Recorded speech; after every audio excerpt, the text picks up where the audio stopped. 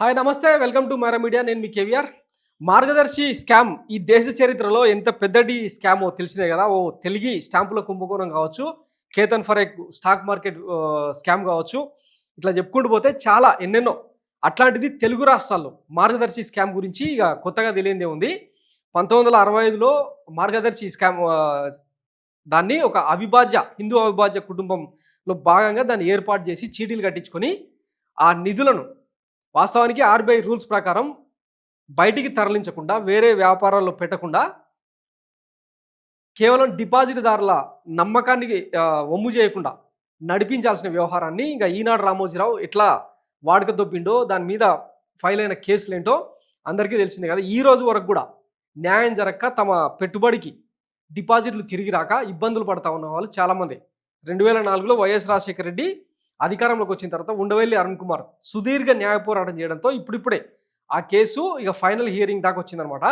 అట్లాంటిది ఇక రామోజీరావు చనిపోయాడు కదా, ఇంకా మార్గదర్శి కేసు ఏందని చెప్పి ఆయన తరఫు న్యాయవాదులు వాదిస్తే తెలంగాణ హైకోర్టు చాలా సీరియస్గా రియాక్ట్ అయింది. మనిషి చచ్చిపోతే ఇక ఆ స్కామ్ కానట్ట, ఆర్బీఐ గైడ్లైన్స్ ఏం చెప్తున్నాయని చెప్పి చాలా తీవ్రంగా ఆక్షేపించింది. ఒకసారి ఆ స్టోరీ చూద్దాం. మార్గదర్శిపై క్రిమినల్ ప్రొసీడింగ్స్ కొనసాగించాల్సిందే.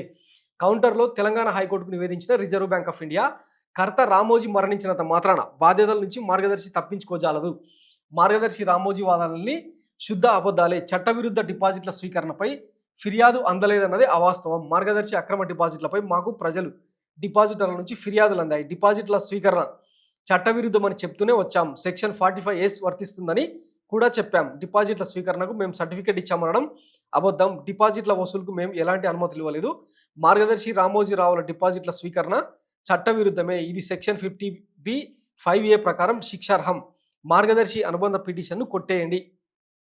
రామోజీరావు నేరాలకు కుమారుడిని జైలుకు పంపుతారా? తండ్రి నేరం చేసిన కుమారుడిని జైలుకు ఎలా పంపుతారంటూ ధర్మాసనానికి మార్గదర్శి నివేదన.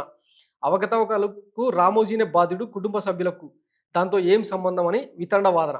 దీంతో నేరం చేసినట్లు పరోక్షంగా అంగీకారం. 18 ఏళ్లుగా సెక్షన్ 45S తమకు వర్తించదని వాదించిన రామోజీ తాము తప్పు చేయలేదని దశాబ్దాలుగా వాదించి ఒక్కసారిగా ఫ్లేట్ ఫిరాయించిన మార్గదర్శి రామోజీ లేరు కాబట్టి క్రిమినల్ ప్రొసీడింగ్స్ చెల్లవంటూ తాజాగా వాదనలు. మరణాన్ని అడ్డుపెట్టుకుని కేసు నుంచి బయటపడే ఎత్తాలు. చట్టవిరుద్ధ పనులకు బాధ్యత వహించాలని గుర్తు చేసిన హైకోర్టు క్రిమినల్ ప్రొసీడింగ్స్ కొనసాగించాల్సిందేనంటున్న ఆర్బీఐ తదుపరి విచారణ 28కి వాయిదా వేసిన తెలంగాణ హైకోర్టు.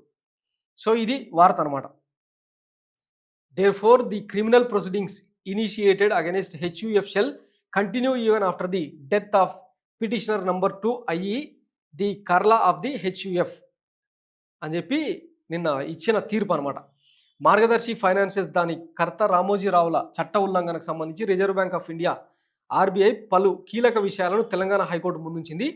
తాము వసూలు చేసిన డిపాజిట్ల విషయంలో ఏ ఒక్క డిపాజిటర్ కూడా తమపై ఫిర్యాదు చేయలేదంటూ ఇన్నేళ్లుగా మార్గదర్శి ఫైనాన్సియర్స్ రామోజీరావు చెబుతూ వచ్చిన దాంట్లో వాస్తవం లేదని ఆర్బీఐ హైకోర్టుకు నివేదించింది. మార్గదర్శి ఫైనాన్సియర్స్ చట్టవిరుద్ధంగా వసూలు చేసిన డిపాజిట్లపై తమకు ప్రజల నుంచి, డిపాజిటర్ల నుంచి ఫిర్యాదులు అందాయని వెల్లడించింది. డిపాజిటర్ల వసూలు విషయంలో తమకు ఎలాంటి ఫిర్యాదు అందలేదన్న మార్గదర్శి రామోజీరావు వాదన శుద్ధ అబద్ధమని స్పష్టం చేసింది. ఇదే సమయంలో చట్టవిరుద్ధంగా ప్రజల నుంచి వేల కోట్లు వసూలు చేసిన మార్గదర్శి ఫైనాన్సియర్స్ హిందూ అవిభాజ్య కుటుంబం కర్త చెరుకూరి రామోజీరావు మరణించిన నేపథ్యంలో తమపై ఈ క్రిమినల్ ప్రొసీడింగ్స్ చెల్లవంటూ మార్గదర్శి కోర్టుకు నివేదించిందనమాట. దాని మీద కోర్టు ఇట్లా తీవ్రంగా స్పందించింది.